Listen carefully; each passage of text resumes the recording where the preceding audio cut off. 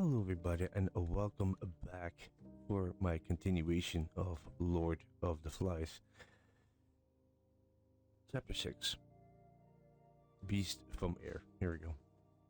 Ralph and Simon carry Percival to one of the shelters, and eventually they all fell asleep. 10 miles above them, a battle is being fought, and a sign from the world of grown ups.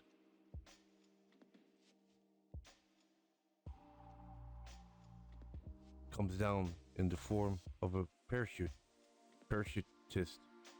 He lands on the mountain with a breeze, and the parachute suspension lines controls his body like the strings of a puppet.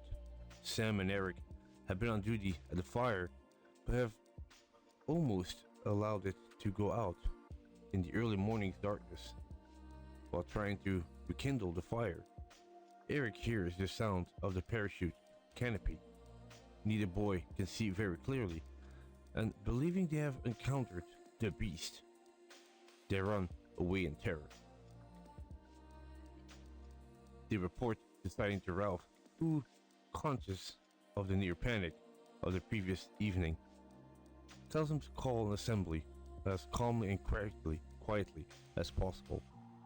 However, Sam and Eric, speaking as one, give a description which is both terrifying because it is reinforced by duplication, and reassuring because now it is recognized as real.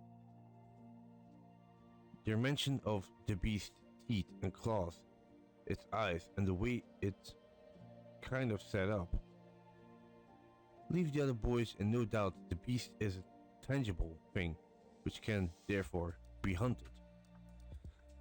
Jack is ecstatic at the prospect of a hunt, but Piggy, all his dismissal of the fear of ghosts the previous evening, admits to be frightened. He suggests that they stay where they are, in the hope that the beast will not come near them. Ralph points out that it would be not therefore be possible to fetch food, and details Piggy to look after the little ones.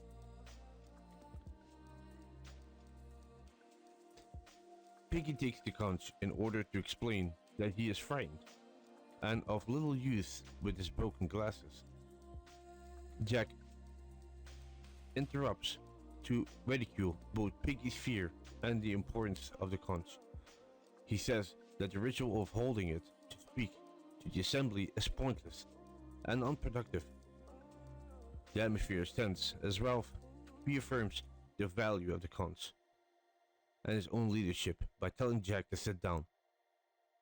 Ralph then takes control of the situation by saying that the beast leaves no tracks and cannot be hunted in the normal way.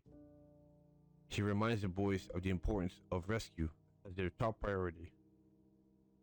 They will therefore search for the beast in the tail end of the island, the only part that Jack has not visited, then return to the mountain to relight the fire. Leaving Piggy and the little ones behind, Ralph and the bigger boys go in search of the beast, with Jack in the lead. As they walk along, Simon reflects on his inability to speak to the group about his ideas about the beast. He then has a vision of the beast as a human at once heroic and sick. Arriving at the tail end of the island, even Jack is apprehensive. Ralph takes the initiative as leader to go forward alone, comforted by Simon's reassurance that there is no beast. He discovers nothing but an outcrop of rock, which Jack, following shortly after him, says will make an ideal fort. Ralph insists that they return and light the fire on the mountain. Many of the boys want to stay at the fort and play or roll rocks of the outcrop into the sea, but Ralph forcefully reminds them of the importance of the signal fire. Unwillingly, they leave the outcrop, led by Jack. Ralph shows a degree of common sense and almost obsessive determination in this chapter. So this is the comment section.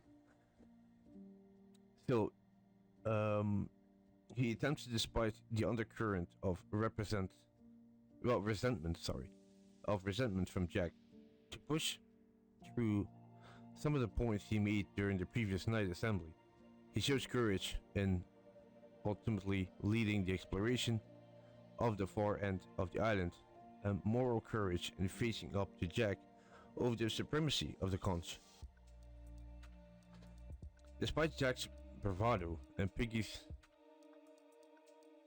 terrorizing, neither of them show the courage of their convictions. Jack is keen to hunt the beast, but finally cannot do so, and Piggy is intellectually convinced that ghosts do not exist, but declares his fear of the beast and stays to look after the little ones. Simon emerges once again as a complex and important minor character, despite the fact that he says and does comparatively little. Comparatively, I'm sorry, I can't pronounce that word. Little. His speech and accents are highly significant. Take careful note of what happens. Whenever his name is mentioned, discovery of the outcrop of rock at the end of the island is relevant to later action in the novel. While Jack enthuses about its possibilities as a fort, Ralph senses something evil in the enormity of the ocean, which surges around the island at that point. This place is later known as Castle Rock. Thank you very much for listening, and yeah, see you next chapter. Chapter 7, Shadows and Tall Trees. Take care.